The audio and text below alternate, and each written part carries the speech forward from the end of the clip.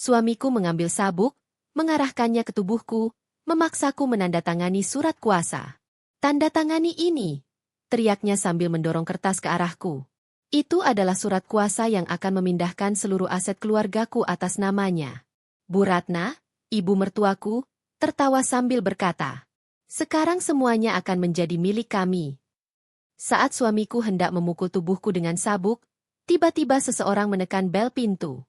Saat Dimas membuka pintunya, dia langsung terdiam. Dan saat melihat orang itu masuk rumah, Dimas dan Bu Ratna mulai berteriak histeris. Karena ternyata, suara sabuk kulit yang dihentakkan ke telapak tangan terdengar sangat nyaring dan mengerikan di tengah keheningan ruang tamu yang mewah itu. Udara di dalam ruangan terasa begitu berat dan mencekam, seolah oksigen perlahan menghilang dari sana. Dimas berdiri tegak dengan wajah merah menahan amarah yang sudah mencapai ubun-ubun. Matanya melotot tajam menatap sosok wanita yang kini sedang duduk meringkuk di sudut sofa dengan tubuh gemetar hebat. Di atas meja kaca yang mahal itu tergeletak sebuah map berwarna biru yang terbuka, menampilkan lembaran kertas putih penuh tulisan hukum. Itu adalah surat kuasa mutlak untuk pemindahan seluruh aset perusahaan dan properti. Dimas kembali membentak dengan suara yang menggelegar memenuhi seluruh ruangan. Ia memaksa istrinya untuk segera menandatangani dokumen tersebut. Ia berteriak bahwa kesabarannya sudah habis. Tangan kekar lelaki itu mencengkeram sabuk kulit berwarna hitam itu semakin erat, seolah siap melayangkan pukulan kapan saja. Alia menatap suaminya dengan pandangan nanar yang basah oleh air mata. Ia menggelengkan kepalanya dengan kuat. Meskipun rasa takut menjalar ke seluruh tulang punggungnya, ia meremas ujung jilbab panjangnya sebagai satu-satunya pegangan untuk menguatkan hati. Alia berkata dengan suara yang parau dan bergetar, bahwa ia tidak akan pernah menyerahkan harta itu kepada Dimas. Ia menegaskan bahwa semua aset itu adalah amanah dari kedua orang tuanya yang telah bekerja keras seumur hidup mereka, dan ia tidak akan membiarkan Dimas menghabiskannya untuk berjudi dan berfoya-foya. Dari arah sofa lain terdengar suara tawa yang meremehkan dan menyakitkan hati. Bu Ratna sedang duduk santai sambil meminum teh hangat, seolah pemandangan di depannya adalah sebuah hiburan yang menyenangkan. Wanita parubaya itu meletakkan cangkirnya dengan perlahan lalu menatap menantunya dengan tatapan jijik. Bu Ratna berkata dengan nada sinis bahwa Alia sebaiknya tidak perlu bersikap sok suci dan keras kepala. Ia mengatakan bahwa sebentar lagi Alia akan terusir dari rumah ini dan kain di kepalanya itu tidak akan bisa melindunginya dari kemiskinan. Bu Ratna menambahkan bahwa sekarang semuanya akan menjadi milik mereka, dan Alia hanyalah benalu yang sebentar lagi akan dibuang. Kata-kata itu menusuk hati Alia lebih tajam daripada sembilu. Ia tidak menyangka ibu mertua yang dulu ia hormati ternyata memiliki hati sekejam iblis. Dimas yang semakin tersulut emosinya karena penolakan Alia dan dukungan dari ibunya kini melangkah maju mendekati Alia. Ia mengangkat tangannya tinggi-tinggi. Sabuk kulit itu melayang di udara, siap mendarat di tubuh Alia yang rapuh. Alia memejamkan matanya rapat-rapat sambil menundukkan kepala melindungi wajahnya. Ia pasrah jika harus merasakan sakit fisik, asalkan ia tidak mengkhianati amanah almarhum ayahnya. Jantungnya berdetak sangat kencang, seirama dengan napas Dimas yang memburu karena nafsu serakah. Dalam hati Alia terus berdoa memohon perlindungan Tuhan, karena ia merasa tidak ada lagi tempat berlindung di dunia ini selain kepadanya. Bayangan wajah ayahnya yang lembut berkelebat di benaknya, memberikan sedikit kekuatan di tengah ketakutan yang melanda. Namun tepat ketika sabuk itu hendak menyentuh bahu Alia, tiba-tiba suara bel pintu berbunyi dengan sangat nyaring dan panjang. Bunyi bel pintu itu memecah ketegangan yang memuncak di ruangan tersebut. Gerakan tangan Dimas terhenti di udara. Ia menggeram kesal karena momentumnya terganggu. Dimas menoleh ke arah pintu utama dengan tatapan membunuh. Ia berteriak memaki siapapun tamu tak diundang yang berani datang di waktu yang tidak tepat ini. Dengan napas yang masih memburu dan sabuk yang masih tergenggam erat di tangan kanan, Dimas berjalan menghentak-hentakan kakinya menuju pintu depan. Ia berniat mengusir tamu itu dengan kasar agar bisa kembali melampiaskan amarahnya kepada Alia. Alia membuka matanya perlahan. Ia masih gemetar dan napasnya tersengal-sengal. Ia melihat punggung suaminya menjauh menuju pintu. Bu Ratna mendecakkan lidah tanda kesal karena tontonan penyiksaannya tertunda. Ia menyuruh Dimas untuk segera mengusir orang itu dan jangan biarkan siapapun masuk. Dimas mencapai gagang pintu dan memutarnya dengan kasar. Ia membuka pintu itu lebar-lebar sambil sudah menyiapkan kata-kata makian di ujung lidahnya. Namun, kata-kata itu tidak pernah keluar dari mulutnya. Dimas terpaku di tempatnya berdiri, seolah ada petir yang menyambar tubuhnya hingga kaku. Wajahnya yang tadi merah padam karena marah kini berubah menjadi pucat pasi dalam hitungan detik. Matanya terbelalak lebar seakan hendak keluar dari rongganya. Mulut Dimas ternganga, tetapi tidak ada suara yang bisa ia keluarkan. Sabuk kulit di tangannya terlepas dan jatuh ke lantai, menimbulkan bunyi gedebuk yang pelan namun terdengar jelas di telinga Alia. Alia yang melihat reaksi aneh suaminya menjadi bingung dan penasaran. Ia mencoba mengintip dari kejauhan. Sementara itu, Bu Ratna yang merasa heran karena Dimas diam saja segera beranjak dari sofa dan berjalan mendekati pintu sambil mengomel. Namun begitu Bu Ratna melihat siapa sosok yang berdiri di ambang pintu, ia menjerit histeris dengan suara yang melengking tinggi. Jeritan itu penuh dengan ketakutan yang amat sangat. Bu Ratna mundur beberapa langkah hingga kakinya tersandung karpet dan ia jatuh terduduk di lantai dengan wajah yang memancarkan horor. Di sana, di ambang pintu yang terbuka lebar, berdiri sesosok pria parubaya yang tegap dan berwibawa. Pria itu mengenakan setelan jas berwarna abu-abu yang sedikit kusut, namun tetap memancarkan aura kepemimpinan yang kuat. Tatapan matanya tajam dan dingin, menusuk langsung ke manik mata Dimas. Itu adalah Pak Surya, ayah kandung Alia yang dikabarkan tewas dalam kecelakaan kapal pesiar sebulan yang lalu. Berita kematiannya sudah menyebar di semua media massa dan proses pencarian jenazahnya telah dihentikan minggu lalu. Namun kini, ia berdiri hidup-hidup di depan pintu rumahnya sendiri, menatap menantu yang baru saja hendak memukul putrinya. Kehadirannya seperti mimpi buruk bagi Dimas dan Bu Ratna. Namun bagi Alia, ia adalah malaikat penolong. Suasana di ruang tamu itu membeku seketika. Waktu seolah berhenti berputar. Dimas masih mematung dengan mulut setengah terbuka, dan keringat dingin mulai mengucur deras di pelipisnya. Otaknya berusaha mencerna apa yang sedang dilihat oleh matanya. Ia yakin betul bahwa rencana yang ia susun bersama ibunya sudah sempurna. Kapal pesiar pribadi itu telah disabotase pada bagian mesin dan sistem navigasinya, sehingga dipastikan akan meledak dan tenggelam di tengah laut lepas tanpa meninggalkan jejak. Tidak mungkin ada yang selamat dari ledakan sedahsyat itu. Pikiran Dimas berkecamuk antara rasa takut melihat hantu dan rasa panik. Jika ternyata mertuanya ini benar-benar masih hidup, kakinya terasa lemah seperti jeli, membuatnya sulit untuk tetap berdiri tegak. Bu Ratna yang terduduk di lantai masih menutup mulutnya dengan kedua tangan. Matanya melotot menatap Pak Surya, seolah melihat malaikat pencabut nyawa. Tubuhnya gemetar lebih hebat daripada Alia tadi. Ia bergumam tidak jelas, menyebut nama Tuhan dan meminta ampun, karena mengira arwah Pak Surya datang untuk menuntut balas. Namun Pak Surya tidak melayang. Kakinya menapak jelas di lantai marmer. Bayangannya terlihat jelas tertimpa cahaya lampu gantung kristal. Pria itu melangkah masuk melewati Dimas yang masih membeku. Ia berjalan dengan tenang. Namun setiap langkah kakinya terdengar seperti dentuman palu hakim yang sedang menjatuhkan vonis bagi Dimas dan Bu Ratna. Pak Surya sama sekali tidak mempedulikan dua pengkhianat itu, dan langsung mengarahkan pandangannya kepada putri semata wayangnya. Alia yang sejak tadi terpaku di sofa, akhirnya sadar bahwa ini bukan mimpi. Ia bangkit berdiri dengan sisa tenaganya dan berlari menghambur ke pelukan ayahnya. Tangisnya pecah seketika. Ia memeluk tubuh ayahnya erat-erat, memastikan bahwa sosok itu nyata dan hangat. Pak Surya membalas pelukan putrinya dengan penuh kasih sayang. Ia mengelus kepala Alia yang tertutup jilbab dan mencium keningnya dengan lembut. Pak Surya membisikkan kata-kata penenang bahwa ia sudah pulang dan semuanya akan baik-baik saja. Alia menangis terseduh-seduh, menumpahkan segala rasa takut dan penderitaan yang ia alami selama sebulan terakhir di bawah penindasan suami dan ibu mertuanya. Setelah beberapa saat, Pak Surya melepaskan pelukannya dan menatap Alia. Ia melihat jejak air mata dan ketakutan di wajah putrinya. Kemudian matanya beralih ke sabuk kulit yang tergeletak di dekat kaki Dimas.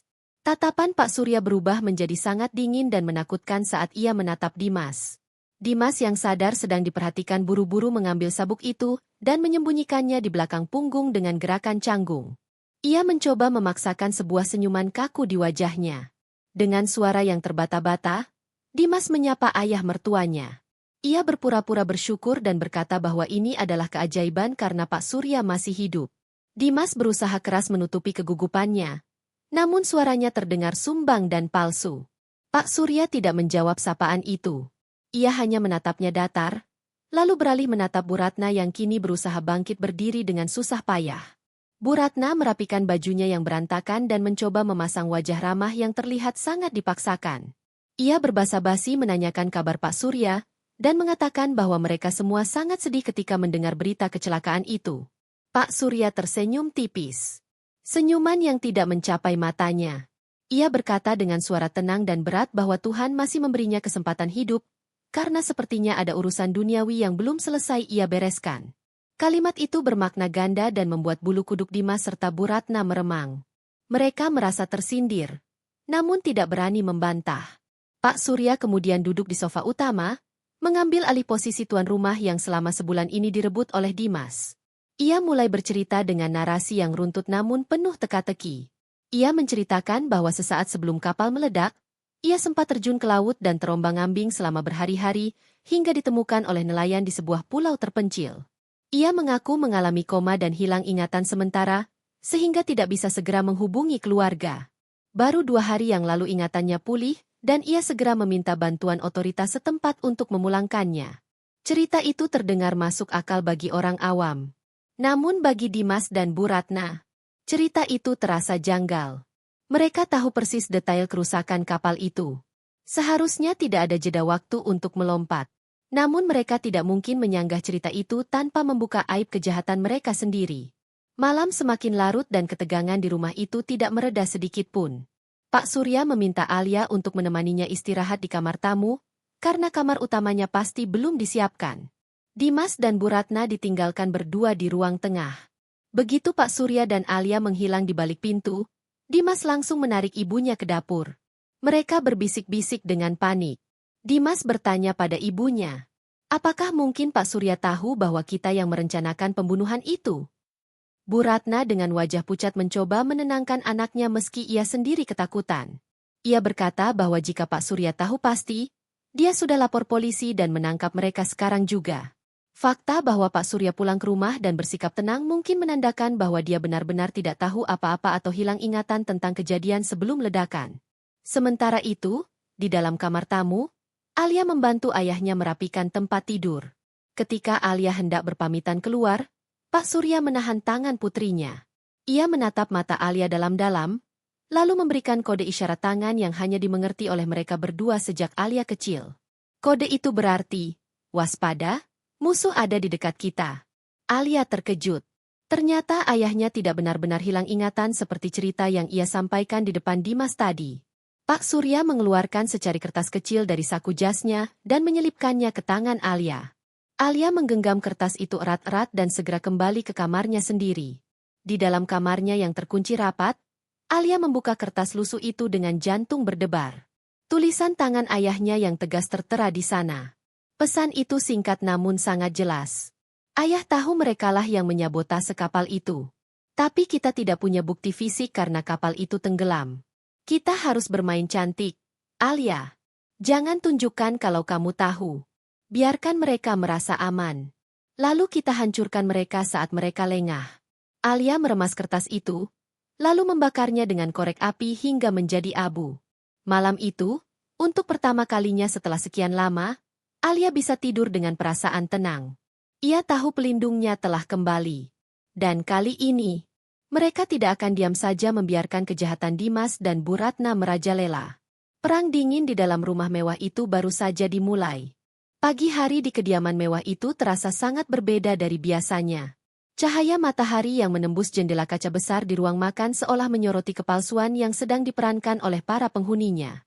Dimas, yang biasanya bangun siang dan langsung membentak pelayan, kini sudah duduk rapi di meja makan dengan setelan kemeja yang licin. Ia tersenyum lebar menyambut Alia yang turun dari tangga. Seolah-olah kejadian ancaman sabuk kemarin sore tidak pernah terjadi. Dengan gerakan yang dibuat-buat, Dimas menarik kursi untuk Alia, mempersilakan istrinya duduk layaknya seorang ratu. Ia bahkan menuangkan air putih ke gelas Alia dengan tangan yang sedikit gemetar menahan gugup. Alia menatap suaminya dengan perasaan campur aduk antara jijik dan waspada. Ia duduk dengan kaku tanpa membalas senyuman Dimas sedikit pun. Bu Ratna juga tidak kalah sibuknya bersandiwara. Wanita parubaya yang biasanya hanya menunjuk-nunjuk dan memerintah itu kini sibuk menata piring buah di tengah meja. Wajahnya dipoles bedak tebal untuk menutupi kantung mata, akibat tidak bisa tidur semalaman karena ketakutan. Ia menyapa Pak Surya dengan nada suara yang dilembut-lembutkan, sangat kontras dengan nada bicaranya yang biasanya melengking tajam. Namun Pak Surya tidak tergoyahkan oleh sandiwara murahan itu. Pria itu duduk di ujung meja dengan tenang sambil membaca koran bisnis pagi. Ia hanya mengangguk sekilas tanpa menatap wajah menantu maupun besannya. Ketidakkacuhan Pak Surya justru membuat Dimas dan Bu Ratna semakin merasa tertekan.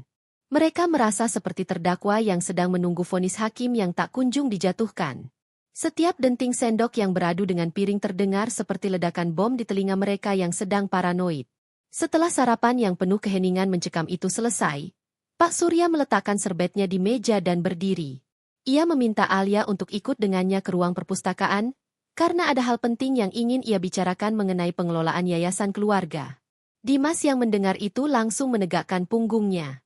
Ia menawarkan diri untuk ikut dengan alasan ingin membantu meringankan beban kerja ayah mertuanya. Namun Pak Surya menolak dengan halus namun tegas. Ia mengatakan bahwa urusan ini khusus untuk pewaris darah dagingnya saja. Dimas terdiam. Wajahnya memerah menahan malu dan marah. Namun ia tidak berani membantah. Alia mengikuti langkah ayahnya menuju ruang perpustakaan yang terletak di sayap barat rumah, meninggalkan suami dan ibu mertuanya yang saling pandang dengan cemas di ruang makan. Ruang rahasia. Sesampainya di perpustakaan, Pak Surya mengunci pintu dari dalam. Ruangan itu dipenuhi aroma kertas tua dan kayu jati yang menenangkan. Dinding-dindingnya tertutup rak buku yang menjulang tinggi hingga ke langit-langit. Pak Surya berjalan menuju salah satu rak buku yang berisi ensiklopedia tebal. Ia menarik sebuah buku bersampul merah marun. Tiba-tiba terdengar suara klik pelan. Rak buku itu bergeser perlahan ke samping, menampakkan sebuah pintu baja tersembunyi di belakangnya. Alia terbelalak kaget. Ia sudah tinggal di rumah ini seumur hidupnya, namun tidak pernah tahu ada ruangan rahasia di balik perpustakaan ayahnya. Pak Surya menempelkan ibu jarinya pada pemindai sidik jari. Pintu baja itu terbuka otomatis, mempersilakan mereka masuk ke dalam ruangan yang dingin dan penuh dengan peralatan elektronik. Ruangan itu tidak terlalu besar, namun sangat canggih. Di salah satu dinding terpampang deretan layar monitor yang menyala terang menampilkan berbagai sudut rumah mereka secara real-time. Alia menutup mulutnya dengan tangan, tak percaya. Ia melihat dapur, ruang tamu, halaman belakang, bahkan lorong depan kamarnya sendiri terpampang jelas di layar-layar itu. Pak Surya menjelaskan bahwa ia sudah memasang sistem pengawasan tersembunyi ini sejak setahun yang lalu ketika ia mulai mencurigai gelagat Dimas yang sering pulang malam dan berbisik-bisik dengan ibunya. Kamera-kamera ini berukuran mikro dan tertanam di dalam lampu, hiasan dinding, bahkan di mata patung hiasan sehingga hampir mustahil untuk dideteksi oleh mata telanjang. Pak Surya kemudian mengajak Alia duduk dan memutar ulang rekaman kejadian kemarin sore. Di layar monitor terlihat sangat jelas wajah beringas Dimas saat mengangkat sabuk kulitnya. Suara ancaman Dimas dan tawa jahat Bu Ratna terekam dengan kualitas audio yang sangat jernih. Alia meneteskan air mata melihat kembali betapa tidak berdayanya ia saat itu. Hatinya sakit melihat bukti nyata kekejaman orang yang seharusnya menjadi pelindungnya. Pak Surya menggenggam tangan putrinya erat-erat, menyalurkan kekuatan. Ia berkata dengan nada rendah dan penuh tekad bahwa semua rekaman ini tersimpan aman di server cloud yang tidak bisa diakses oleh siapapun selain dirinya. Rekaman ini adalah senjata pamungkas mereka. Tidak hanya rekaman kemarin, Pak Surya juga menunjukkan rekaman-rekaman lain dari bulan-bulan sebelumnya. Ada rekaman saat Dimas sedang menelepon selingkuhannya di taman belakang, membicarakan rencana untuk menguasai harta Alia. Ada juga rekaman Bu Ratna yang sedang mencuri perhiasan Alia dari laci meja, lalu memberikannya kepada Dimas untuk dijual guna membayar utang judi. Fakta demi fakta terungkap di depan mata Alia, membuat hatinya yang lembut perlahan mengeras. Rasa cinta dan hormat yang dulu pernah ada untuk suaminya kini benar-benar lenyap tak bersisa, digantikan oleh rasa muak yang mendalam. Alia menghapus air matanya dengan kasar. Ia menatap ayahnya dan mengangguk mantap. Ia setuju dengan rencana ayahnya. Mereka tidak akan langsung melaporkan Dimas ke polisi sekarang. Itu terlalu mudah. Mereka akan membiarkan Dimas dan ibunya merasa aman, lalu menjatuhkan mereka dari tempat tertinggi hingga mereka merasakan sakit yang sesungguhnya. Racun disiapkan. Beberapa hari berlalu. Sejak Pak Surya mengungkapkan rahasia ruang monitor itu, suasana di rumah besar itu terasa semakin aneh. Dimas terus berusaha bersikap manis yang menjijikkan, sementara Alia meresponsnya dengan sikap dingin namun sopan. Ketegangan justru paling terasa dari pihak Bu Ratna. Wanita tua itu tampak semakin tidak sabar. Ia menyadari bahwa kehadiran Pak Surya adalah penghalang terbesar bagi ambisinya. Ia sering terlihat mengintip dari balik tirai jendela. Matanya bergerak liar mengawasi setiap gerak-gerik Pak Surya. Rasa takut akan ketahuan bercampur dengan keserakahan membuatnya nekat mengambil langkah bodoh yang berbahaya. Sore itu, Bu Ratna sibuk di dapur sendirian. Ia melarang pelayan untuk masuk dengan alasan ingin membuat ramuan herbal khusus warisan leluhur untuk kesehatan Alia. Dari balik pintu dapur yang sedikit terbuka, tercium aroma jamu yang menyengat. Namun ada bau lain yang samar-samar tercium, bau apak dan pahit yang tidak wajar. Bu Ratna sedang menumbuk dedaunan kering dan serbuk putih yang ia dapatkan dari kenalan dukunnya di kampung. Ia percaya ramuan itu bisa membuat orang yang meminumnya menjadi linglung, perlahan kehilangan kewarasan, dan akhirnya lumpuh sarafnya. Rencananya sederhana. Jika Alia dianggap sakit jiwa dan tidak kompeten, maka hak atas harta akan jatuh ke tangan suami sahnya, yaitu Dimas. Bu Ratna tersenyum licik sambil menuang ramuan berwarna keruh itu ke dalam gelas kristal cantik milik Alia. Malam harinya, makan malam digelar seperti biasa. Dimas dan Pak Surya duduk berhadapan, sementara Alia duduk di samping ayahnya. Bu Ratna datang membawa nampan berisi gelas-gelas minuman. Ia meletakkan gelas berisi air putih biasa untuk Pak Surya dan Dimas. Namun, ia meletakkan gelas berisi ramuan kru itu tepat di depan Alia. Dengan wajah yang dibuat seolah penuh kasih sayang, Bu Ratna berkata bahwa itu adalah tonik kesehatan untuk menyuburkan kandungan agar Alia bisa segera memberikan cucu. Dimas yang tahu rencana ibunya ikut menimpali. Ia membujuk Alia untuk meminumnya demi kebaikan masa depan keluarga mereka. Alia menatap cairan keruh di depannya dengan tatapan curiga. Instingnya berteriak bahaya. Ia teringat pesan ayahnya untuk tidak pernah memakan atau meminum apapun yang disiapkan khusus oleh Bu Ratna tanpa pengawasan. Pak Surya yang duduk di sebelah Alia melirik gelas itu sekilas. Namun ia tetap tenang memotong daging di piringnya. Ia memberi kode lirikan mata pada Alia ke arah jendela. Alia mengerti. Tiba-tiba Alia berseru kaget sambil menunjuk ke arah jendela belakang yang gelap. Ia berteriak bahwa ia melihat bayangan orang mengintip di sana. Perhatian Dimas dan Bu Ratna seketika teralihkan. Mereka menoleh serentak ke arah jendela dengan panik, karena ketakutan paranoid mereka sendiri. Dalam hitungan detik yang sangat cepat, tangan Alia bergerak gesit. Ia menukar gelas ramuan miliknya dengan gelas air putih milik Dimas yang berada di seberangnya. Gerakan itu begitu halus dan cepat sehingga ketika Dimas dan Bu Ratna kembali menoleh karena tidak melihat apa-apa, posisi gelas sudah tertukar sempurna. Alia berpura-pura menghela napas lega dan meminta maaf karena mungkin ia salah lihat. Dimas yang kesal karena kaget lantas mendengus kasar. Untuk menenangkan tenggorokannya yang kering karena panik, Dimas tanpa pikir panjang langsung menyambar gelas yang ada di depannya.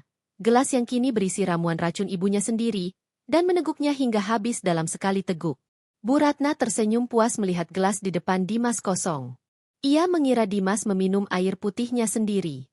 Sementara itu, Alia perlahan meminum air putih dari gelas bekas Dimas. Bu Ratna mengerutkan kening. Bingung melihat Alia meminum air bening, bukan cairan keruh. Matanya membelalak saat menyadari gelas kristal yang dipegang Dimas memiliki sedikit ampas di dasarnya. Wajah Bu Ratna berubah pucat pasi seketika. Namun sebelum ia sempat berteriak, reaksi ramuan itu bekerja lebih cepat dari dugaan. Dimas tiba-tiba menjatuhkan gelas yang dipegangnya, hingga pecah berkeping-keping. Tangannya mulai gemetar hebat tak terkendali. Ia memegangi lehernya seolah tercekik. Matanya mendelik ke atas dan mulutnya mulai mengeluarkan busa tipis. Dimas mulai meracau tidak jelas. Ia tertawa cekikikan, lalu menangis dalam waktu bersamaan. Zat halusinogen dalam ramuan itu menyerang sistem sarafnya dengan brutal. Dimas berdiri sempoyongan, lalu menunjuk wajah ibunya sendiri sambil berteriak lantang dengan suara yang berubah aneh. Ia berteriak bahwa ibunya adalah penyihir tua yang menyuruhnya membunuh Pak Surya. Ia meracau tentang rem mobil yang ia potong dan kapal yang ia bocorkan. Pengakuan demi pengakuan meluncur deras dari mulut Dimas yang sedang berhalusinasi. Bu Ratna menjerit histeris mencoba membungkam mulut anaknya.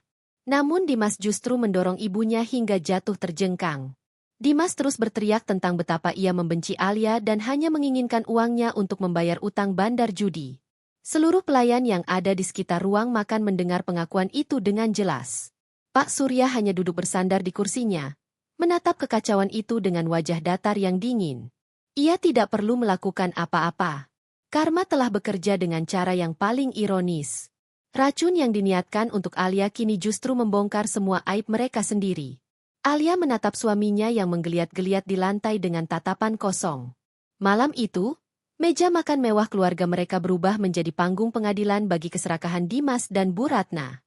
Beberapa hari setelah insiden keracunan yang memalukan itu, Dimas akhirnya pulih dari kondisi fisiknya yang sempat lumpuh sementara. Meskipun ingatannya tentang malam itu agak kabur karena pengaruh obat halusinogen, Dimas meyakinkan dirinya sendiri bahwa ia hanya mengalami kelelahan yang sangat parah. Ia menolak percaya bahwa ia telah membocorkan rahasianya sendiri. Keserakahan di hatinya justru semakin membara karena ia merasa waktunya semakin sempit. Kehadiran Pak Surya di rumah dan di perusahaan membuat ruang geraknya sangat terbatas. Dimas tahu bahwa ia harus bertindak cepat dan drastis sebelum mertuanya itu mengambil alih kendali penuh atas semua aset yang selama ini ia incar.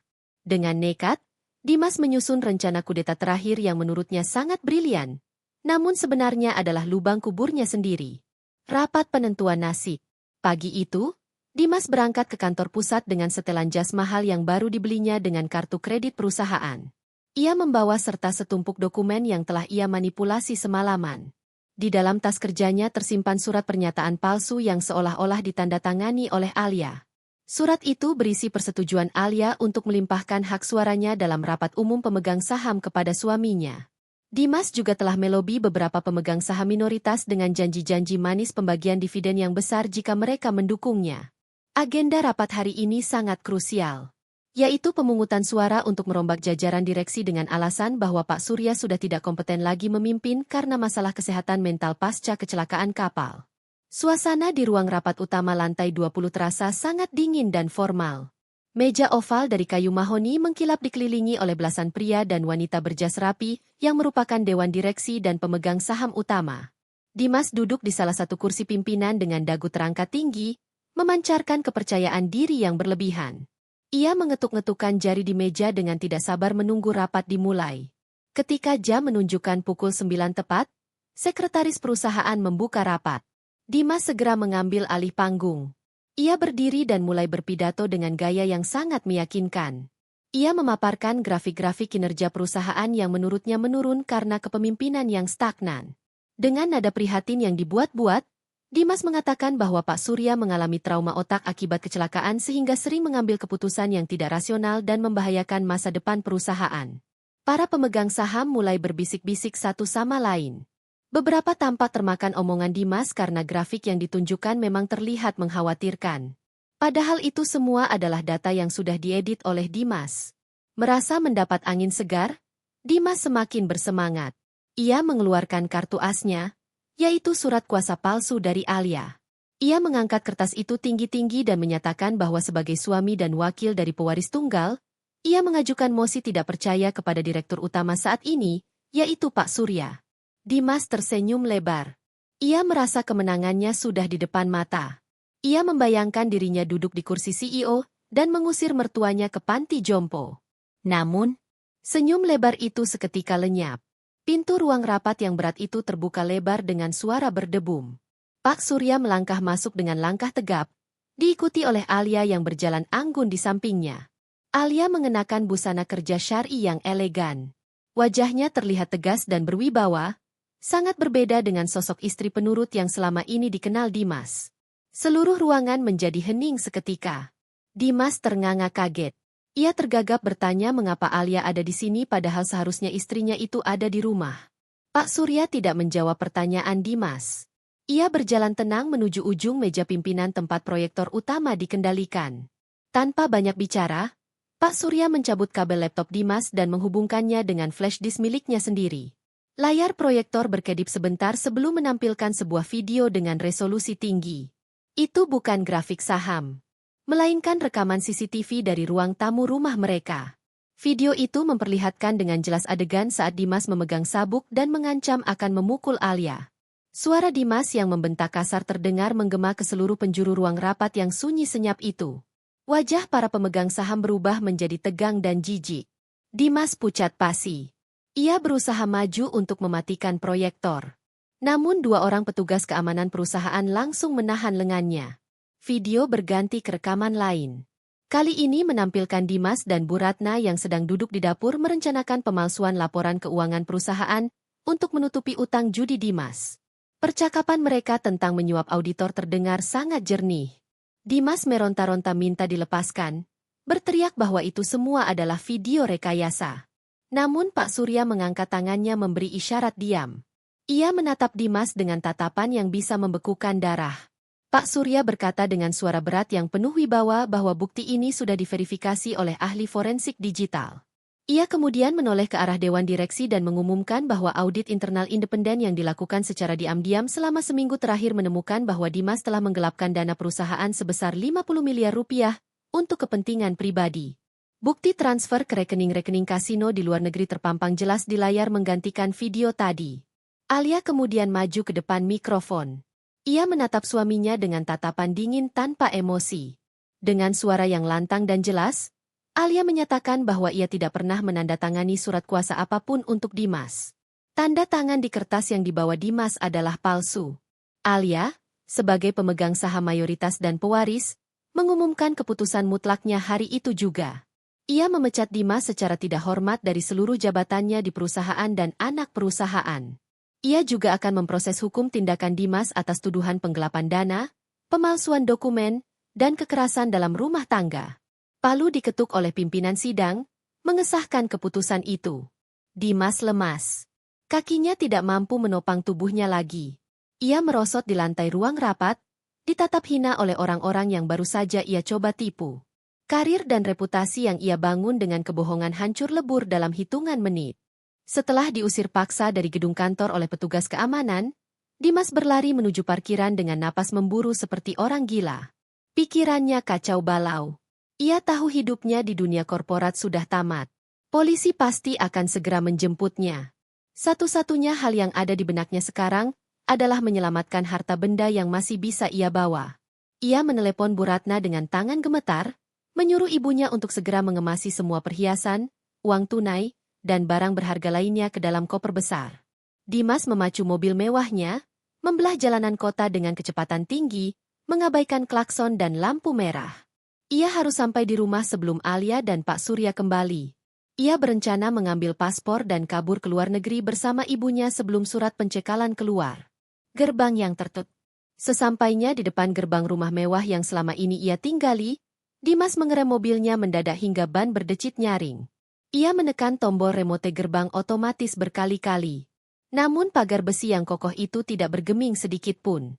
Dimas mengumpat kasar, memukul setir mobilnya. Ia baru sadar bahwa kode akses dan frekuensi remote pasti sudah diubah. Dimas turun dari mobil dan berlari ke pos Satpam. Ia berteriak menyuruh Satpam membukakan pintu. Namun Satpam yang biasanya hormat padanya kini menatapnya dengan tatapan datar dan tidak bersahabat. Satpam itu berkata bahwa ia mendapat perintah langsung dari pemilik rumah, yaitu Pak Surya dan Ibu Alia, untuk tidak mengizinkan Dimas masuk. Dimas mengamuk. Ia menendang-nendang pagar besi itu seperti orang kesurupan. Dari dalam rumah terlihat pintu utama terbuka. Alia keluar dengan langkah tenang, didampingi oleh Pak Surya dan beberapa orang berbadan tegap yang sepertinya adalah polisi berpakaian preman. Di belakang mereka, dua orang asisten rumah tangga menyeret dua buah koper besar dan beberapa kantong plastik hitam. Alia berjalan mendekati gerbang, namun tetap berada di sisi dalam yang aman. Ia memberi isyarat kepada Satpam untuk membuka gerbang sedikit saja, cukup untuk melemparkan barang. Asisten rumah tangga itu kemudian melemparkan koper dan kantong plastik itu keluar pagar, tepat di kaki Dimas. Koper itu terbuka sedikit, memperlihatkan isinya yang hanya berupa pakaian-pakaian lama Dimas dan baju-baju daster murah milik Bu Ratna sebelum mereka menjadi orang kaya baru. Dari dalam rumah terdengar suara teriakan histeris. Bu Ratna diseret keluar oleh dua orang petugas keamanan wanita. Ia meronta-ronta sambil memeluk sebuah kotak perhiasan kayu jati. Ia berteriak bahwa itu adalah miliknya dan ia tidak mau pergi. Alia menatap mantan ibu mertuanya itu dengan tatapan iba namun tegas. Alia berkata bahwa kotak perhiasan itu berisi berlian warisan ibunya yang dicuri oleh Bu Ratna dari brankas keluarga. Itu bukan hak Bu Ratna. Petugas keamanan dengan mudah mengambil paksa kotak itu dari tangan Bu Ratna yang lemah. Bu Ratna menangis meraung-raung di lantai teras, berguling-guling seperti anak kecil yang tantrum. Ia kemudian digiring paksa keluar gerbang dan didorong, hingga jatuh tersungkur di aspal di samping Dimas. Dimas menatap tumpukan baju bekas di kakinya, lalu menatap Alia dengan nyalang. Ia berteriak menuntut haknya sebagai suami. Ia berteriak bahwa ia berhak atas harta Gonogini. Alia menggeleng pelan sambil tersenyum miris. Ia menjawab bahwa pengacara keluarga sudah mendaftarkan gugatan cerai dengan bukti-bukti kuat bahwa Dimas tidak memberikan nafkah yang halal dan justru mencuri harta istri. Sesuai perjanjian pranikah yang dulu pernah Dimas tanda tangani tanpa membaca detailnya karena terlalu meremehkan Alia, pihak yang berkhianat dan melakukan tindak kriminal akan kehilangan seluruh hak atas harta bersama. Dimas terbungkam. Ia lupa pernah menandatangani dokumen itu saat sedang mabuk cinta pada harta Alia dulu. Belum selesai penderitaan mereka, Alia menunjuk ke arah mobil mewah yang diparkir Dimas di depan gerbang. Ia berkata bahwa mobil itu terdaftar atas nama perusahaan. Karena Dimas sudah dipecat dan terbukti melakukan penggelapan, maka mobil itu harus disita sekarang juga sebagai barang bukti. Seorang petugas leasing yang sudah menunggu di pos satpam maju dan meminta kunci mobil dari tangan Dimas. Dimas berusaha mempertahankan kuncinya. Namun ancaman polisi di belakang Alia membuatnya ciut. Dengan tangan gemetar dan air mata kemarahan, Dimas melempar kunci itu ke tanah. Petugas itu memungutnya dan langsung masuk ke mobil, menyalakannya, dan membawanya masuk ke dalam garasi rumah Alia. Dimas dan Bu Ratna kini berdiri di pinggir jalan tanpa kendaraan, tanpa uang, dan tanpa rumah. Langit yang sejak tadi mendung seolah turut mendukung drama tragis itu. Hujan mulai turun dengan deras, mengguyur tubuh mereka berdua. Bu Ratna yang masih memakai baju sutra mahalnya kini basah kuyup. Tatanan rambut sasaknya yang tinggi menjadi kempes dan luntur, menutupi wajahnya yang cemong oleh maskara yang luntur. Dimas yang gagah dengan jasnya kini terlihat seperti ayam sayur yang kehujanan. Tetangga-tetangga kompleks elit yang selama ini sering mendengar keributan dari rumah itu mulai keluar ke balkon mereka. Beberapa dari mereka yang pernah dihina oleh kesombongan Bu Ratna terlihat tersenyum puas dan berbisik-bisik. Tidak ada satupun yang menaruh simpati atau menawarkan payung. Alia menatap pemandangan menyedihkan itu untuk terakhir kalinya. Tidak ada rasa dendam lagi di hatinya. Yang ada hanya rasa lega yang luar biasa, seolah beban bertonton telah diangkat dari pundaknya. Ia telah berhasil mempertahankan amanah orang tuanya, dan membersihkan rumahnya dari parasit yang selama ini menggerogoti kebahagiaannya. Alia berbalik badan, merangkul ayahnya, dan berjalan masuk kembali ke dalam rumah yang hangat dan terang benderang. Gerbang besi otomatis tertutup perlahan diiringi suara desingan mesin yang halus. Bunyi klik keras saat kunci gerbang terkunci otomatis menjadi penanda akhir dari kemewahan semu yang dinikmati Dimas dan Bu Ratna. Di luar pagar, di bawah guyuran hujan deras dan tatapan mencemooh dunia, Dimas dan ibunya berdiri menggigil. Memulai babak baru kehidupan mereka sebagai gelandangan yang sesungguhnya. Hujan deras mengguyur kawasan pinggiran kota yang padat dan kumuh itu tanpa henti sejak sore tadi. Air hujan yang keruh menetes deras dari sela-sela atap seng yang sudah berkarat dan berlubang di sana-sini. Tetesan air itu jatuh tepat ke dalam sebuah ember plastik pecah yang diletakkan di tengah ruangan sempit berukuran 3 meter. Suara tetesan air yang berirama itu terdengar sangat menyedihkan bagi Dimas yang sedang berbaring meringkuk di atas kasur busa tipis yang sudah kempis dan berbau apek. Udara di dalam kamar kontrakan petak itu terasa sangat lembab dan pengap, bercampur dengan aroma selokan yang meluap di depan pintu. Dinding kamar itu terbuat dari batako kasar yang belum diplester, terasa dingin dan lembab saat disentuh. Dimas menatap langit-langit kamar yang penuh dengan sarang laba-laba dengan pandangan kosong. Perutnya berbunyi nyaring, menyuarakan protes karena belum diisi nasi sejak pagi. Rasa lapar itu terasa perih melilit ususnya, membuat kepalanya pening. Sudah 3 minggu berlalu sejak ia dan ibunya diusir secara memalukan dari rumah mewah Alia. 3 minggu yang terasa seperti 3 abad bagi Dimas. Kehidupannya berubah drastis 180 derajat. Dari tidur di kasur empuk berpendingin ruangan, kini ia harus tidur berhimpitan dengan ibunya di lantai yang dingin, dikerubungi nyamuk. Tidak ada lagi pelayan yang membawakan kopi pagi. Tidak ada lagi mobil mewah. Dan tidak ada lagi rasa hormat dari orang-orang. Bu Ratna mulai runtuh. Di sudut ruangan, Bu Ratna duduk bersandar pada dinding sambil memijat kakinya yang bengkak. Wanita tua itu terbatuk-batuk kering.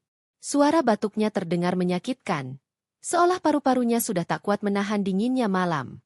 Wajah Bu Ratna terlihat sangat tirus. Tulang pipinya menonjol tajam dan kulitnya kusam tidak terawat.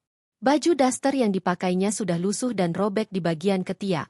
Ia terus menggumamkan keluhan tanpa henti. Menyalahkan nasib. Menyalahkan hujan. Menyalahkan kasur yang keras. Dan tentu saja, menyalahkan Alia. Bu Ratna merengek meminta Dimas membelikannya obat gosok dan makanan hangat.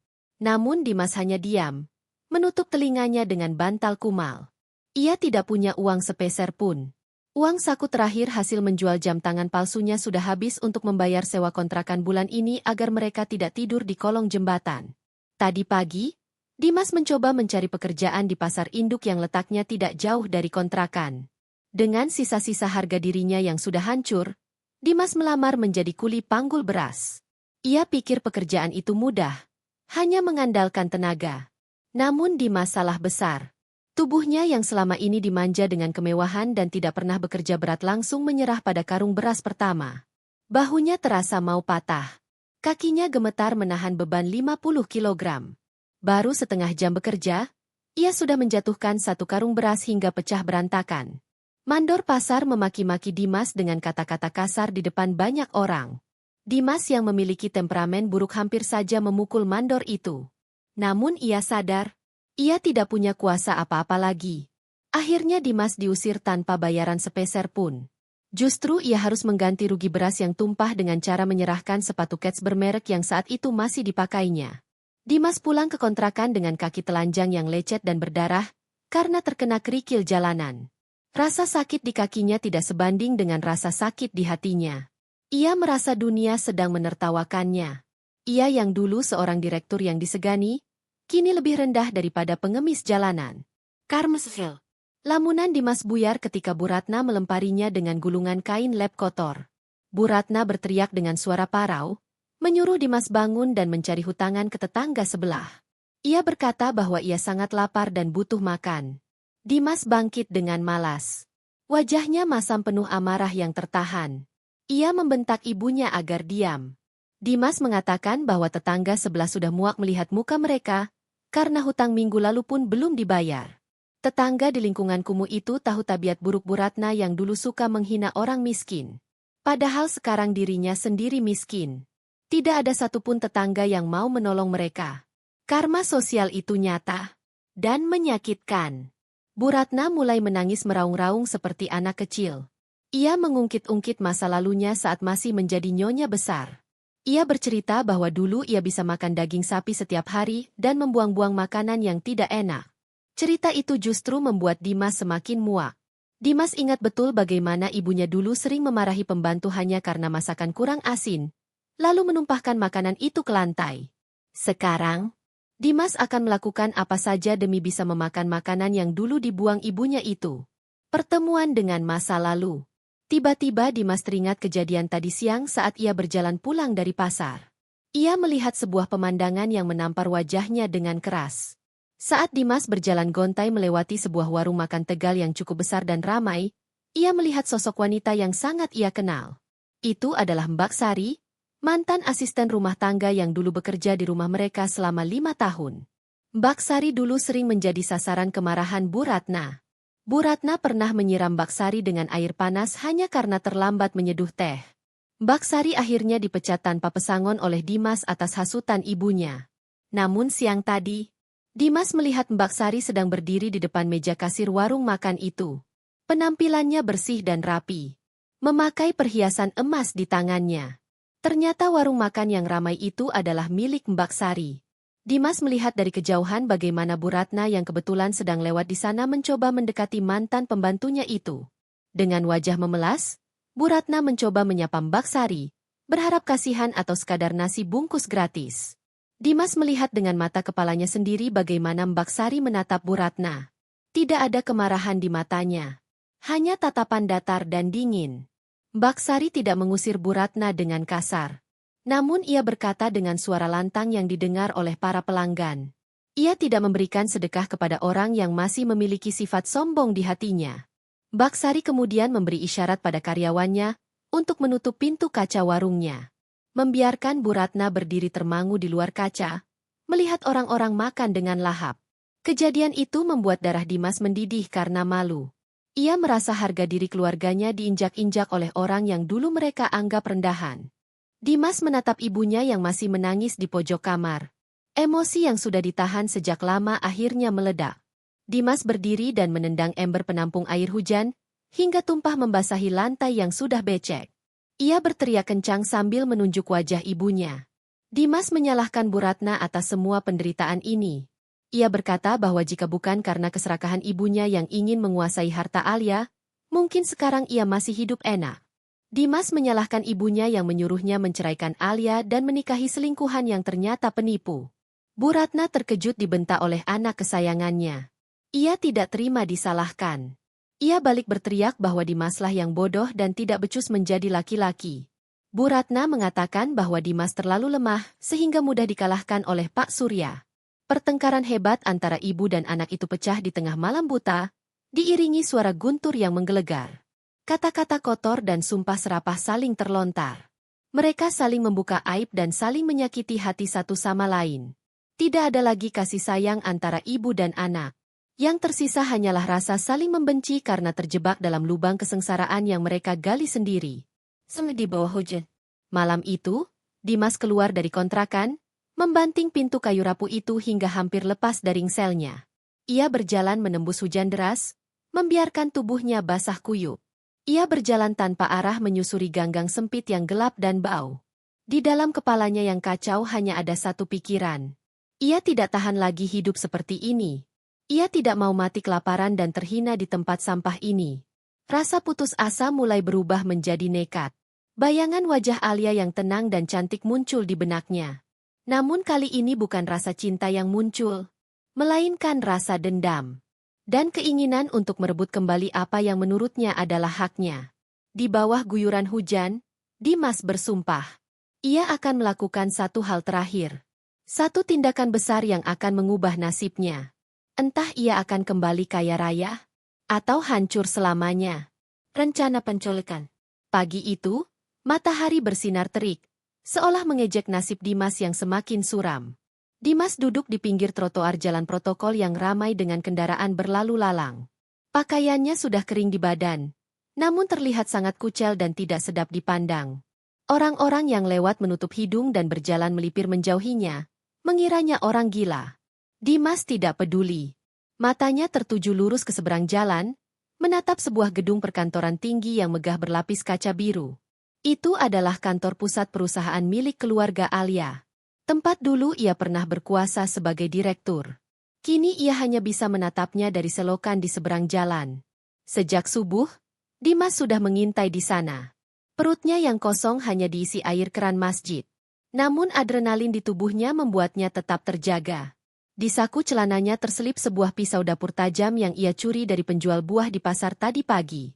Tangannya berkeringat dingin setiap kali meraba gagang kayu pisau itu. Rencana Dimas sangat sederhana namun sangat berbahaya. Ia akan menculik Alia. Ia tahu jadwal Alia. Ia tahu Alia selalu datang ke kantor sekitar jam 9 pagi dan pulang jam sore.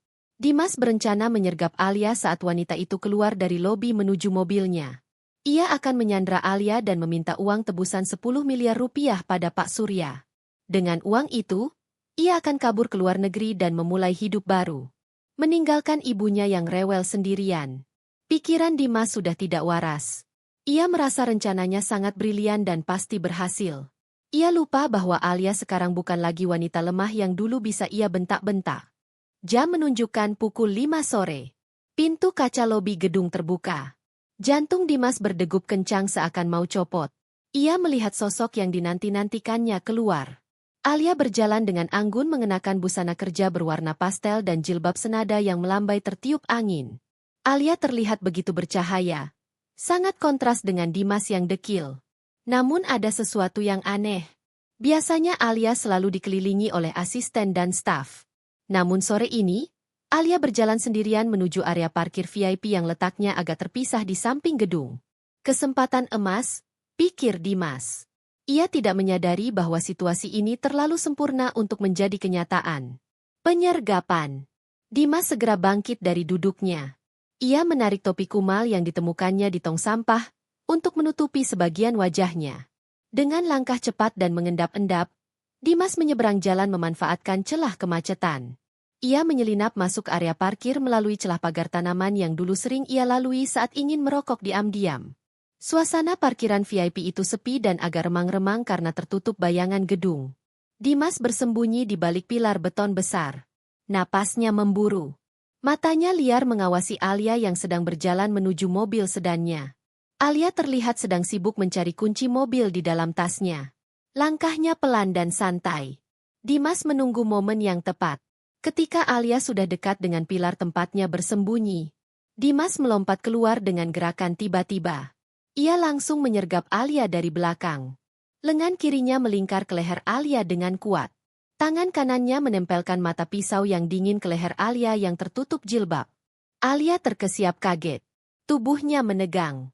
Dimas berbisik dengan suara mendesis di telinga Alia. Suara yang penuh kebencian dan keputusasaan. Ia mengancam agar Alia tidak berteriak, atau pisau itu akan menggores lehernya. Ia memaksa Alia untuk masuk ke dalam mobil, dan menyetirnya ke lokasi yang akan ia tentukan. Dimas berkata bahwa ia hanya butuh uang. Dan jika Alia menurut, maka ia tidak akan menyakiti wanita itu. Ketenangan yang menakutkan. Alia diam sejenak. Napasnya terdengar teratur. Tidak memburu seperti orang panik pada umumnya. Perlahan, ketegangan di tubuh Alia menghilang. Bukannya gemetar ketakutan, Alia justru menghela napas panjang. Seolah ia sedang menghadapi anak kecil yang nakal, bukan seorang penjahat. Alia berkata dengan suara yang sangat tenang. Bahkan terdengar dingin. Ia memanggil nama Dimas tanpa rasa takut. Ia berkata bahwa Dimas benar-benar menyedihkan. Dimas terkejut mendengar respons itu. Ia mempererat cengkeramannya dan menekan pisau itu sedikit lebih kuat. Namun Alia tidak bergeming. Alia melanjutkan kata-katanya. Ia berkata bahwa ia sudah tahu Dimas mengintainya sejak pagi di seberang jalan. Ia tahu Dimas mencuri pisau di pasar. Ia tahu Dimas berencana melakukan hal bodoh ini. Dimas bingung. Bagaimana Alia bisa tahu semua itu? Rasa percaya dirinya mulai goyah. Tangannya yang memegang pisau mulai gemetar. Perangkap ditut. Tiba-tiba, lampu sorot yang sangat terang menyala dari berbagai arah, menyilaukan mata Dimas. Dari balik mobil-mobil yang terparkir, bermunculan puluhan orang berseragam polisi lengkap dengan senjata api yang terarah lurus ke kepala Dimas. Ternyata parkiran yang terlihat sepi itu sebenarnya sudah dipenuhi oleh tim penyergap yang bersembunyi. Pak Surya muncul dari balik salah satu mobil polisi, didampingi oleh kepala kepolisian. Wajah Pak Surya merah pada menahan marah melihat pisau di leher putrinya. Namun ia tetap berdiri tenang, mempercayakan situasi pada profesional. Polisi berteriak melalui pengeras suara, memerintahkan Dimas untuk menjatuhkan senjatanya dan menyerah sekarang juga karena ia sudah terkepung total. Dimas panik bukan main. Ia menoleh ke kiri dan ke kanan mencari jalan keluar. Namun tidak ada celah. Ia terjebak dalam perangkap yang ia masuki sendiri. Serang bel Alia. Alia memanfaatkan momen kepanikan Dimas. Dengan gerakan bela diri praktis yang sempat ia pelajari, Alia menginjak kaki Dimas dengan tumit sepatunya sekuat tenaga. Lalu menyikut perut Dimas dengan sikunya. Dimas mengerang kesakitan. Cengkeramannya melonggar. Alia melepaskan diri dan berlari menjauh ke arah ayahnya. Belum sempat Dimas menegakkan badannya, 3 orang polisi berpakaian preman langsung menerjangnya. Dimas dibanting keras ke aspal. Wajahnya mencium tanah parkiran yang kasar. Tangannya ditekuk paksa ke belakang. Bunyi klik borgol besi terdengar mengunci pergelangan tangannya. Pisau dapur murahan itu terlempar jauh. Dimas berteriak-teriak memberontak. Memaki-maki polisi. Memanggil nama Alia. Namun teriakannya hanya sia-sia. Ia diseret paksa untuk berdiri. Wajahnya lebam dan kotor. Ia melihat Alia berdiri di samping Pak Surya, menatapnya dari kejauhan. Tidak ada kebencian di mata Alia. Hanya tatapan iba yang mendalam. Alia menggelengkan kepalanya pelan melihat mantan suaminya yang kini tampak seperti binatang liar yang tertangkap. Pak Surya merangkul bahu putrinya dan membawanya masuk ke dalam mobil aman. Meninggalkan Dimas yang terus meronta saat dimasukkan ke dalam mobil tahanan. Rencana besar Dimas untuk mendapatkan 10 miliar rupiah berakhir dengan dirinya yang kini resmi menjadi tahanan kriminal.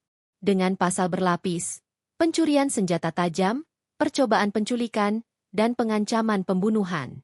Di dalam mobil polisi yang membawanya menuju kantor polisi, Dimas menangis. Bukan tangisan penyesalan, melainkan tangisan ketakutan akan bayangan penjara yang mengerikan. Ia membayangkan dirinya akan membusuk di sel sempit, dikelilingi penjahat-penjahat bengis. Ia teringat ibunya yang masih menunggu di kontrakan dalam keadaan kelaparan. Siapa yang akan memberi makan ibunya jika ia dipenjara? Pertanyaan itu terlambat muncul di benaknya. Sirene mobil polisi meraung membelah kemacetan sore, membawa Dimas menuju takdir gelap yang ia ciptakan sendiri. Hari itu menjadi hari terakhir Dimas melihat matahari sebagai manusia bebas. Suara pintu besi yang beradu dengan teralis baja menghasilkan dentuman keras yang menggema di seluruh lorong penjara yang suram itu. Dimas tersentak kaget dari lamunannya di pojok sel tahanan sementara yang lembab dan berbau pesing. Ia duduk memeluk lutut di atas lantai semen yang dingin tanpa alas tikar sedikitpun. Cahaya matahari hanya masuk melalui celah ventilasi kecil di bagian atas dinding, menciptakan garis-garis bayangan yang seolah mengurungnya dalam kegelapan abadi. Wajah Dimas yang dulu bersih dan terawat kini dipenuhi lebam biru dan goresan luka, akibat perkelahian dengan sesama tahanan saat berebut jatah makanan yang sedikit. Rambutnya kusut masai. Janggut liar mulai tumbuh tidak beraturan di dagunya. Ia menatap kosong ke arah pintu sel. Menunggu nasibnya ditentukan hari ini. Hari ini adalah hari pembacaan vonis akhir atas segala kejahatan yang telah ia lakukan. Beberapa bulan telah berlalu sejak penangkapannya yang memalukan di parkiran kantor itu.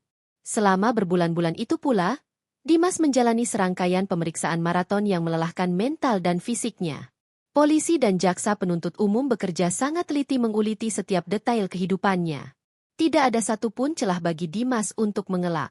Bukti-bukti yang diserahkan oleh Pak Surya terlalu lengkap dan tak terbantahkan. Rekaman video CCTV yang menunjukkan kekerasan dalam rumah tangga. Rekaman suara rencana pembunuhan. Jejak transfer uang hasil penggelapan dana perusahaan. Hingga pisau dapur yang digunakannya untuk mengancam Alia. Semuanya digelar di meja hijau sebagai saksi bisu kejahatannya. Dimas merasa seperti ditelanjangi di depan umum. Harga dirinya hancur lebur tanpa sisa. Pagi itu, 2 orang petugas sipir bertubuh kekar datang menyeret Dimas keluar dari sel. Tangannya kembali diborgol dengan rantai besi yang dingin. Ia digiring menuju mobil tahanan berlapis baja yang akan membawanya ke gedung pengadilan. Di dalam mobil yang sempit dan panas itu, Dimas duduk berhimpitan dengan tahanan lain yang menatapnya dengan tatapan liar. Jantung Dimas berdegup kencang. Bukan karena keberanian, melainkan karena ketakutan yang amat sangat. Ia membayangkan wajah ibunya.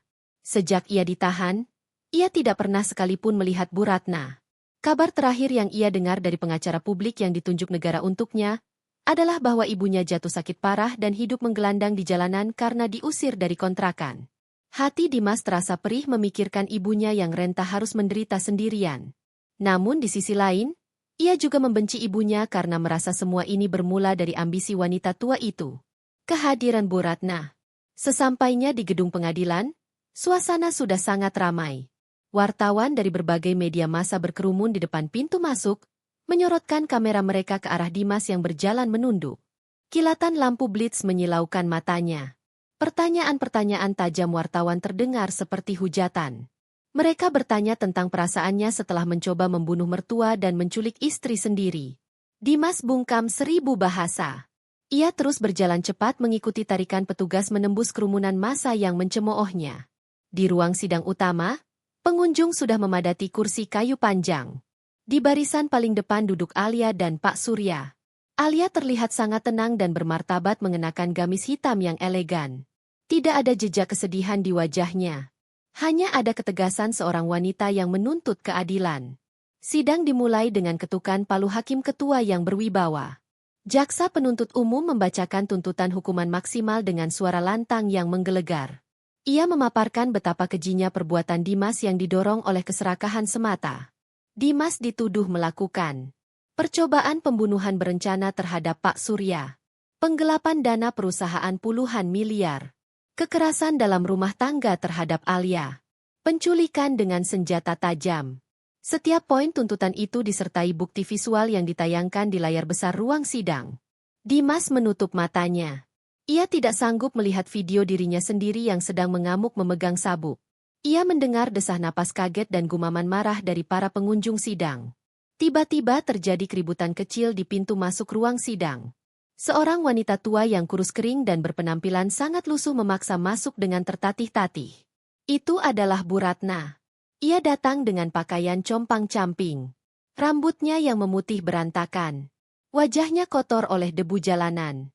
Ia berteriak-teriak memanggil nama Dimas dengan suara parau yang menyayat hati. Petugas keamanan berusaha menahannya. Namun Bu Ratna meronta sekuat tenaga. Ia ingin melihat anaknya. Dimas menoleh. Dan hatinya hancur melihat kondisi ibunya yang seperti pengemis gila. Ia hendak berdiri menghampiri ibunya. Namun petugas menahannya tetap duduk di kursi pesakitan. Pertemuan mata antara ibu dan anak itu penuh rasa sakit, penyesalan, dan keputusasaan yang tak terlukiskan. Hakim ketua meminta ketenangan dan memerintahkan petugas untuk membiarkan Bu Ratna duduk jika ia bisa tenang. Bu Ratna akhirnya duduk di lantai di barisan belakang sambil terus menangis sesenggukan. Vonis. Sidang berlanjut ke agenda pembacaan vonis. Hakim menimbang bahwa tidak ada hal yang meringankan dari perbuatan Dimas. Ia terbukti secara sah dan meyakinkan melakukan semua tindak pidana yang didakwakan. Suasana ruang sidang menjadi hening mencekam. Semua orang menahan napas. Hakim menarik napas panjang, lalu membacakan putusan. Dimas dinyatakan bersalah dan dijatuhi hukuman 20 tahun penjara. Denda ganti rugi 50 miliar rupiah. Subsidiar 5 tahun kurungan. Palu diketuk 3 kali. Toh, toh, toh. Bunyi itu seolah menjadi lonceng kematian bagi masa depan Dimas. Ia akan menghabiskan sisa masa mudanya di balik jeruji besi. Sesaat setelah palu diketuk, terdengar jeritan panjang dari arah belakang. Bu Ratna mengalami syok berat. Matanya mendelik ke atas. Tubuhnya kejang-kejang hebat. Lalu ia ambruk tidak sadarkan diri di lantai ruang sidang. Mulutnya miring. Air liur menetes tak terkendali. Ia terkena serangan stroke mendadak akibat tekanan darah melonjak karena stres dan kaget. Suasana ruang sidang menjadi kacau. Petugas medis berlarian memberikan pertolongan pertama. Dimas berteriak histeris memanggil ibunya. Ia meronta berusaha mendekat. Namun borgol dan tenaga petugas menahannya. Ia diseret keluar dari ruang sidang. Itulah terakhir kali Dimas melihat ibunya dalam keadaan hidup. Di tengah kepanikan ruang sidang, Alia tetap duduk tenang di kursinya. Ia menatap Dimas yang diseret pergi dengan tatapan dingin tanpa ekspresi. Alia berdiri perlahan, merapikan jilbabnya, lalu berjalan keluar ruang sidang didampingi ayahnya. Di lorong pengadilan, Alia berpapasan dengan Dimas yang sedang digiring. Dimas menatap Alia dengan mata merah, memohon belas kasihan. Ia memohon agar Alia mencabut tuntutan. Namun Alia tidak berhenti. Ia hanya menatap sekilas lalu berkata dengan suara datar namun tajam, bahwa ini adalah hasil dari apa yang Dimas tanam sendiri. Alia mengatakan bahwa ia sudah memaafkan Dimas sebagai sesama manusia. Namun hukum dunia dan hukum karma tetap harus berjalan. Alia berlalu pergi, meninggalkan Dimas yang meraung penuh penyesalan. Pintu mobil tahanan tertutup, mengurung Dimas dalam kegelapan. Ia dibawa menuju penjara dengan keamanan maksimum. Tempat para penjahat kelas kakap ditahan. Di sana, Dimas akan memulai kehidupan barunya sebagai narapidana tanpa nama dan tanpa harga diri. Naswana. Sementara itu, Bu Ratna dilarikan ke rumah sakit pemerintah. Statusnya, pasien tanpa identitas dan tanpa keluarga yang menjamin. Satu-satunya anaknya kini mendekam di penjara. Nasib mereka berdua berakhir tragis. Terpisah oleh dinding beton dan takdir yang mereka tulis sendiri dengan tinta keserakahan. Setahun kemudian, kebangkitan Alia. Cahaya matahari pagi yang hangat menyinari gedung pencakar langit yang berdiri megah di pusat kota. Di lantai teratas gedung itu, sebuah ruangan kantor yang luas dan modern tertata sangat apik. Di balik meja kerja besar dari kayu jati hitam, duduk seorang wanita berhijab yang memancarkan aura kepemimpinan kuat namun tetap anggun. Alia kini resmi menjabat sebagai presiden direktur, menggantikan ayahnya yang memilih pensiun. Tidak ada lagi wajah ketakutan dan keraguan. Alia kini dikenal sebagai pemimpin cerdas dan tegas, disegani oleh ribuan karyawan. Ia berhasil membersihkan perusahaan dari korupsi peninggalan Dimas. dan menerapkan sistem manajemen transparan berbasis syariah. Di sudut mejanya terdapat foto dirinya dan Pak Surya tersenyum bahagia saat peresmian pabrik baru. Alia menutup laporan keuangan dengan senyum puas. Grafik keuntungan perusahaan meningkat signifikan di bawah kepemimpinannya. Yayasan Harapan Alia. Agenda utama hari itu adalah peresmian Yayasan Harapan Alia. Yayasan ini didirikan khusus untuk perlindungan hukum, bantuan medis, pelatihan keterampilan bagi wanita dan anak-anak korban kekerasan rumah tangga. Alia menggunakan sebagian besar aset yang dulu hendak direbut Dimas untuk membiayai yayasan ini. Ia ingin mengubah trauma masa lalunya menjadi kekuatan yang menolong orang lain. Gedung yayasan itu adalah rumah lama tempat ia dulu tinggal bersama Dimas. Kini telah direnovasi menjadi tempat aman dan penuh harapan. Para penyintas menyambut Alia dengan haru. Bagi mereka, Alia bukan sekadar donatur. Ia adalah simbol kebangkitan. Surat untuk Nusa Kambangan. Sore harinya, Alia mengirim sebuah surat ke lapas Nusa Kambangan. Amplop itu berisi undangan syukuran perusahaan. Majalah bisnis dengan wajah Alia sebagai CEO wanita paling berpengaruh. Ia tidak menulis pesan apapun. Ia hanya ingin Dimas melihat wanita yang dulu ia anggap lemah kini terbang tinggi. Balas dendam paling elegan adalah kesuksesan. Di penjara, Dimas menerima paket itu dengan tangan gemetar. Tubuhnya kurus kering. Giginya tanggal 2. Ia menjadi pesuruh narapidana lain demi perlindungan. Saat melihat wajah Alia di majalah, ia menangis meraung. Ia menyadari betapa bodohnya ia telah menyanyiakan berlian demi menggenggam kerikil. Akhirnya, di rumah sakit jiwa pemerintah yang kumuh, Bu Ratna terbaring lumpuh total. Stroke telah melumpuhkan tubuhnya dan merusak otaknya. Ia tidak bisa bicara. Hanya mengerang. Ia mati sendirian. Tanpa keluarga. Tanpa doa. Tanpa nama. 5 tahun kemudian, Alia menerima penghargaan tokoh filantropi wanita Asia. Pak Surya menatap bangga dari kursi tamu. Di Nusa Kambangan, Dimas menonton berita itu dari televisi tabung tua. Narapidana lain menertawakannya. Tak ada yang percaya wanita hebat itu pernah menjadi istrinya. Jarak antara mereka kini bukan lagi tembok penjara, melainkan jurang takdir yang tak bisa diseberangi. Surat. Beberapa waktu kemudian, Dimas menerima kabar. Bu Ratna meninggal. Dimakamkan di pemakaman umum tanpa nisan. Roni, kini benar-benar sendirian. Ia meraung di dalam sel. Menangis bukan hanya karena kehilangan ibunya, tetapi karena menyadari betapa sia-sianya hidup mereka. Penutup. Sementara itu, Alia berdiri di teras rumah bersama Pak Surya, menatap senja. Ia berkata pelan. Ia telah memaafkan masa lalu. Bukan karena mereka pantas dimaafkan, tetapi karena ia pantas mendapatkan kedamaian. Kejahatan telah dikalahkan oleh kebenaran. Keserakahan hancur oleh keikhlasan. Alia, wanita yang dulu diremehkan, kini menjadi pemenang kehidupan yang sesungguhnya.